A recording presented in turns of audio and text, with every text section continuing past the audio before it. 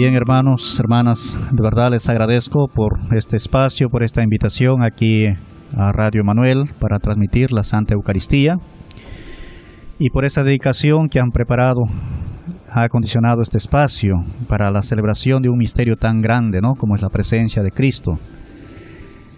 Y la palabra de Dios, que es el motivo que nos ha reunido hoy, de verdad es una palabra hermosa. Una palabra que en su hermosura también a veces desconcierta. Y quisiéramos juntos reflexionar, hacer eco de este mensaje que Dios nos anuncia en esas tres lecturas que hemos escuchado. La primera del profeta Ezequiel. Hay que recordar que Ezequiel le tocó hacer su ministerio profético en un contexto muy difícil. El contexto, estamos hablando más o menos del siglo VI antes de Cristo, cuando Israel estaba sufriendo el exilio, la deportación en Babilonia. Entonces, en un contexto de opresión, de humillación de su pueblo, donde la falta de fe en el pueblo había decrecido tanto que la pregunta era: ¿dónde está nuestro Dios?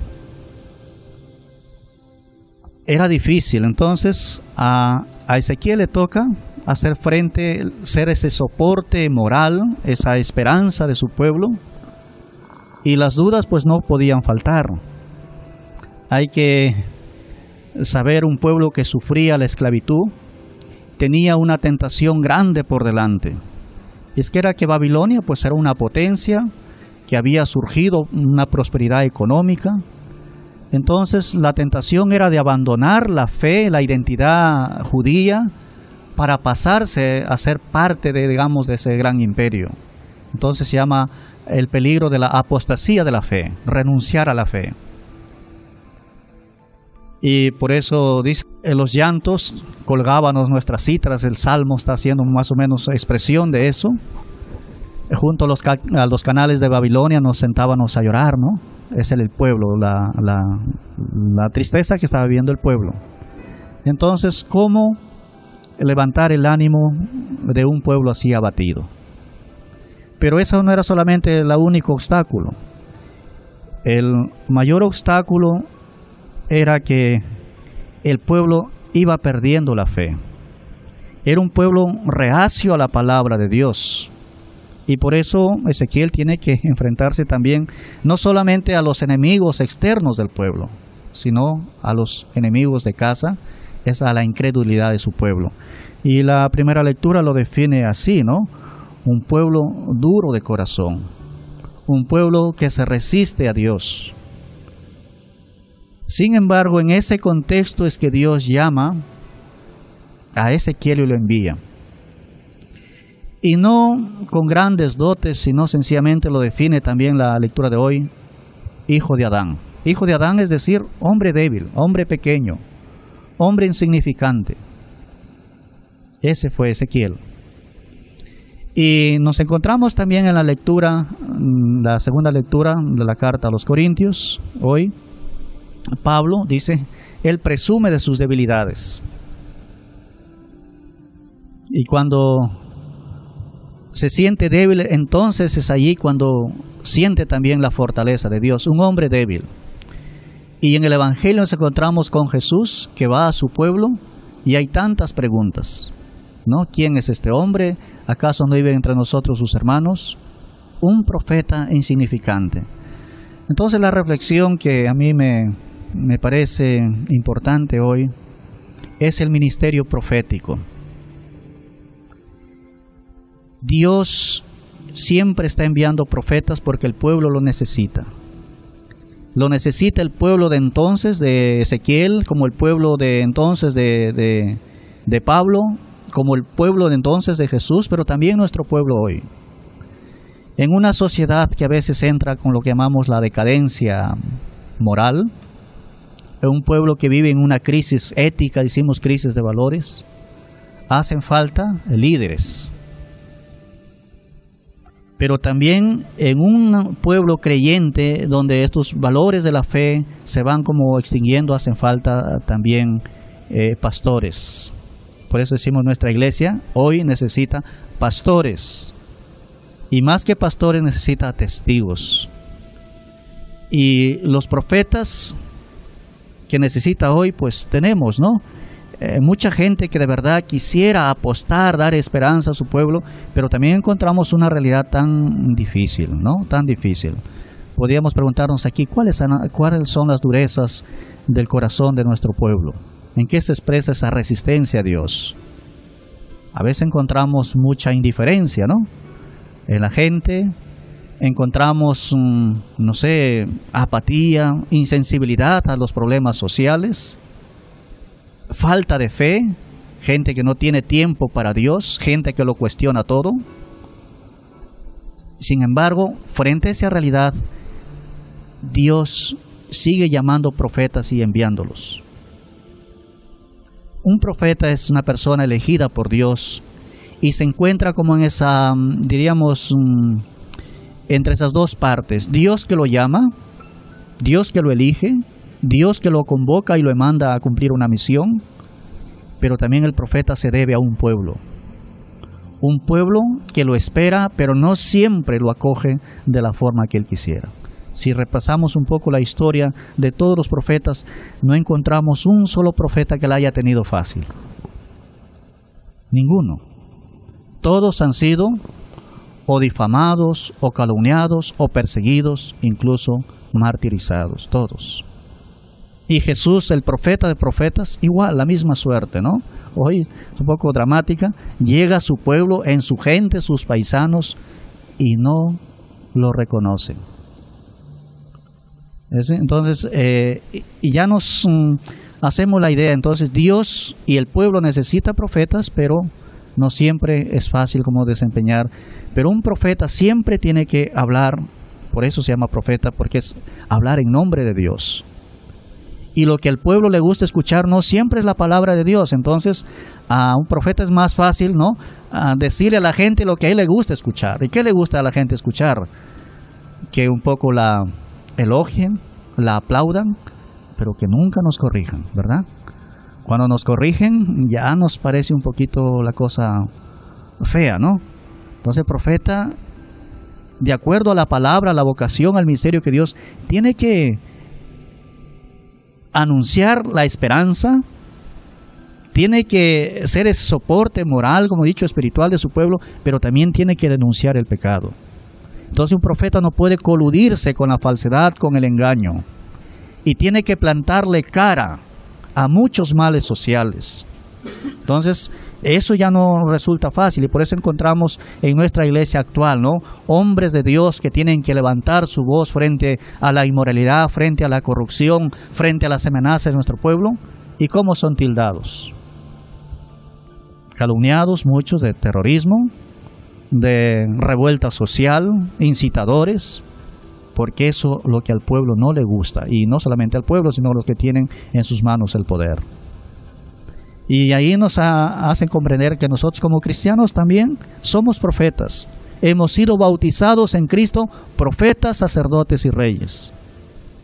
Y tenemos también un gravísimo deber, una gravísima responsabilidad con la verdad que debemos anunciar.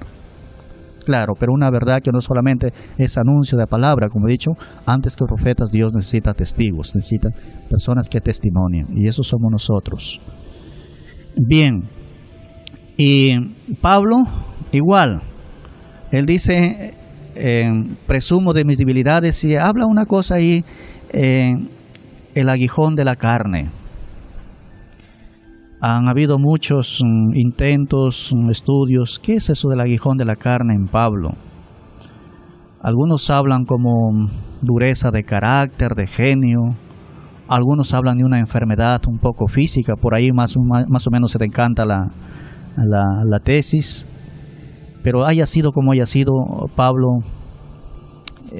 si bien tenía unas grandes dotes de orador, es un teólogo, un misionero grande, pero como toda persona también tenía sus limitaciones.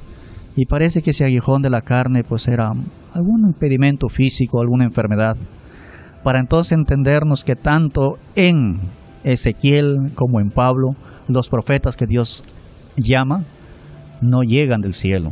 Son gente que nacen del pueblo, humanos, débiles, con sus limitaciones, como lo fue Pablo, ¿no? Y eso también la palabra de Dios cumple una misión de darnos esperanza a todos, ¿no? A veces nos sentimos así limitados frente a un pueblo. ¿Quién seré yo para anunciar en mi zona? ¿Qué me van a decir? Si a todos me conocen, no sé hablar mucho, no sé articular una reflexión.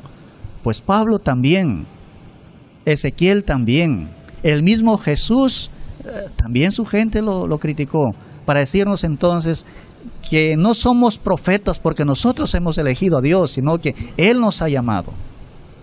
Y como Él nos ha llamado en medio de nuestras debilidades, también nos da la fuerza de su Espíritu. Lo que constituye a un profeta no son los dones humanos. Lo que constituye a un profeta es que Dios lo ha elegido y es el poder del Espíritu el que lo impulsa a dar testimonio de esa fe que cree. Y Pablo, ya conocemos, el gran misionero de Cristo, el gran predicador, el que llevó la palabra de Jesús hasta los límites, digamos, del mundo entonces conocido.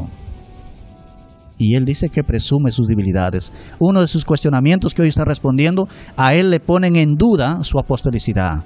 Es decir, mucha gente, enemigos, no, como digo, no de fuera, sino dentro de las mismas comunidades cristianas, están cuestionándole a Pablo si es discípulo, si es apóstol o no. Imagínense. Y ya en Jesús, que vamos a ir hoy en el Evangelio, ¿no? ¿Quién lo cuestiona? Son sus paisanos. Es interesante que en un Evangelio como el de Marcos, tan cortito, hayamos encontrado tantas preguntas. Primero, ¿de dónde saca todo eso? ¿Qué sabiduría es esa que enseña? Y esos milagros de sus manos, ¿de dónde vienen? ¿No es este el hijo del carpintero, el hijo de María, de José, de Simón? ¿No viven aquí entre nosotros sus hermanos? Imagínense, en un texto tan cortito, tantas preguntas, tantos cuestionamientos, podríamos decir ahora tantas dudas. Igual las dudas de nuestro pueblo, las dudas de gente que ha perdido la esperanza, las dudas de gente que no quiere reconocer la verdad. Y Jesús sencillamente se reafirma ¿con qué? Con esa sencillez y con ese servicio que Él ha venido a dar, ¿no? Le parece duro que en su pueblo no haya fe. Eso podríamos decir nosotros en el Evangelio de Juan. Vino a su propia casa y en su casa no lo recibieron. Esto es otra forma de decirlo, ¿no? En sus mismos paisanos no lo recibieron. Pero hay que decir entonces, la pregunta es, ¿por qué a un pueblo tan duro, que ya no, como el pueblo de Ezequiel, como el pueblo de Pablo y de Jesús, Dios le sigue enviando profetas? ¿Por qué? O podríamos decir, hombre, si no te quieren escuchar, ¿para qué vas a ir a hablar ahí? ¿Qué les parece? Un poco parece terco, ¿no? Necio. No te quieren escuchar y Dios sigue enviando. ¿Por qué? Por una cosa. Porque Dios ha hecho una promesa de salvación. Y Dios no va a echar atrás su promesa. Dios tiene que cumplir, es la fidelidad de Dios. Un pueblo duro, testarudo, un pueblo, digamos así, resistente. Sin embargo, Él se ha comprometido con ese pueblo y por eso le sigue enviando profetas. O sea, Dios no es de los que retracta su palabra. Él siempre es fiel y cumple. Y otra cosa, ¿por qué? Porque Dios no quiere, igual que un padre no decide la suerte de sus hijos, o habrá un padre que decide la suerte de sus hijos. Sería un mal padre, ¿no? Decir a tu hijo, bueno, cásate con él o con ella, o haz esto, eso no sería. Un padre es el que sabe respetar la decisión de sus hijos. Entonces Dios no quiere decidir la suerte de su pueblo. Quiere que ellos mismos decidan y por eso no les niega la posibilidad de que su pueblo escuche la esperanza, escuche el mensaje de salvación. Y si después de todo no quiere, que sea el mismo pueblo el que ha dicho que no. Por eso Jesús anuncia a su pueblo a pesar que no lo escuchan y hace milagros. El Dios no quiere decidir la suerte. Somos nosotros los que estamos frente a Él, le decimos seguirle o no. Por eso la fe es una cuestión, es una opción de vida. La fe es una opción personal. Nadie puede decir yo creo por fulano. Nosotros cada uno tenemos que decidir si seguimos o no a Cristo y decidirlo a Él, seguirnos por Él. ¿Qué es? Pues también ejerciendo este ministerio de profetas para el cual Él nos ha llamado. Profetas, ¿no? Entonces, ¿nuestra iglesia hoy necesita profetas o no necesita profetas? Más que nunca. ¿Y quiénes son esos profetas ahora? Los bautizados. Todos, en principio todos. Pero para hacerlo más evidente, ¿quiénes son? Allá en nuestras parroquias, en nuestros equipos de coordinación, en nuestras comunidades, ¿quiénes son los profetas? Entonces nuestros agentes pastorales, misioneros de Cristo que están ahí, ¿no? Agentes de reconciliación. Y para ellos la misión es fácil. También se desaniman, ¿no? ¿Por qué renuncian, no? Porque la gente ya no les hace caso, los convocan. Miren, igual que entonces ahora también la tenemos difícil. Entonces para ellos va nuestra esperanza, ¿no? Por eso estamos transmitiendo esta radio con la finalidad, esta misa en esta radio con la finalidad de que llegue el mensaje de esperanza a todos nuestros equipos de conexión zonal. Aquellos que están pensando, ya voy a renunciar, ya lo voy a dejar, ya me cansé, ya la gente, pues no es de ahora. Sin embargo, Dios igual que entonces nos sigue necesitando ahora para llevar ese mensaje, ¿no? Y hoy la palabra de Dios nos invita a reafirmar nuestra fe en Él que nos ha elegido, en Él que nos llama y en ese pueblo que también lo necesita, aunque aparentemente diga que no. Entonces, el milagro que estamos celebrando, que es la presencia de Dios con nosotros, vamos a seguirlo celebrando y compartiendo a través de la señal de esta.